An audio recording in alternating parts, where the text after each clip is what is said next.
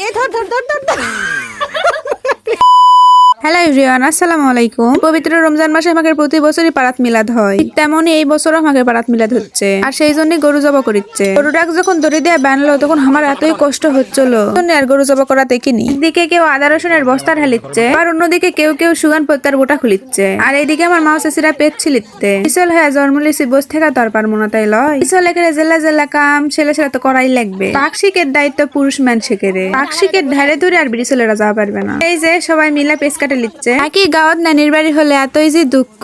আবার আমার নানির বাড়ি তো মিলাদের দাওয়াত আছে। আমি এখন করছি কোনটা থিয়া কোনটা খামো। আর মা আবার করছে যে কোন একটা মিলাদ তুক মিস দেওয়া লাগবে। পরে আমি ভাবনু আমি তো সেই লোবরা কিসের জন্য মিলাদ মিস দিমু, তুই মিলাদই খামো। দেখা পাচ্ছেন পাকশিক হচ্ছে, এটা হচ্ছে আমার নানির বাড়ির মিলাদ। আমাকে পাড়ার যে মিলাদ হচ্ছে সেই মিলাদের পাকশিকের ধারে ধরে তো আমরা যাওয়ারই পারবো না। দিকে আমার খালা বুট তেলানি দিচ্ছে। আর এই যে দেখেন তরকারি রান্নাও শেষ, গরুর গোস্ত দিয়ে আলু দিয়ে ঝোল। ইফতারের সময় হয়ে আসছে, সেই জন্য শরবত গুলা লিচ্ছি। দিকে আমি এক হাত দিয়ে শরবত ঢালিচ্ছি, জগৎ হাত দিয়ে কি আর ঢালাবান মুখ ঢালবার লাগা জগ গেল বেকা হয়ে তো খালি করছে ধর ধর ধর ধর। আবার আমার খালাতো বোনেরা না পার আবার ধরলো। এই ভাবনু এই জগের শরবত শব্দটি পোড়াই গেল হইনি, ঘরে কে পুকুর হয়ে গেল হইনি, সব মার হামাক খাওয়া লাগলো হইনি। শরবতের পর্ব শেষ, শরবত টরবত গুলা এক সাইডে থিয়া দিনু। এখন খেজুর লিয়ে আসা খেজুর গুলা ভালো করে ধুয়ে লিচ্ছি। আওয়াজ ছোট, সেই জন্য দুইবার করে বুট তেলানি করিছে। এই জন্য সব বুট আবার বড় একটা গাবলার ঢেলা ভালো করে উসমিস করে নিনু। এদিকে আমরা বিটি চলবেলা বাড়ির ভিতর বসমো, সেই জন্য বিছনা টিছনা ফেলা লিচ্ছি। আর বেড়া চলবেলার জন্য বাহিরে জায়গা করিছে। তারপরে কোন রকমে খালি ইফতার করা ভাতটাত খেয়া দেয় দৌড় দিছি বাড়ি। হচ্ছে এইদিকে এই মিলাদ খেতে আমার ওই মিলাদ শেষ হয়ে গেল।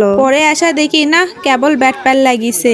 থাল খোরা কি সুন্দর করে দেখেন সাজাত হচ্ছে। আপনারা আবার কবে নেডা বা কি মিলাদ বস থেকে না খেয়ে আবার ব্যাটা লিচ্ছে। আমাকে পাড়াতে এইভাবেই মিলাদ হয়।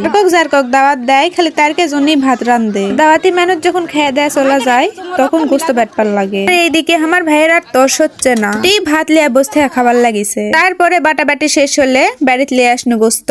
তো যাই হোক, আমাকে গ্রামের ছোট্ট কোনো মিলাদ আপনাকে সাথে শেয়ার করনু। ভালো থাকবেন, সুস্থ থাকবেন, আল্লাহ হাফেজ।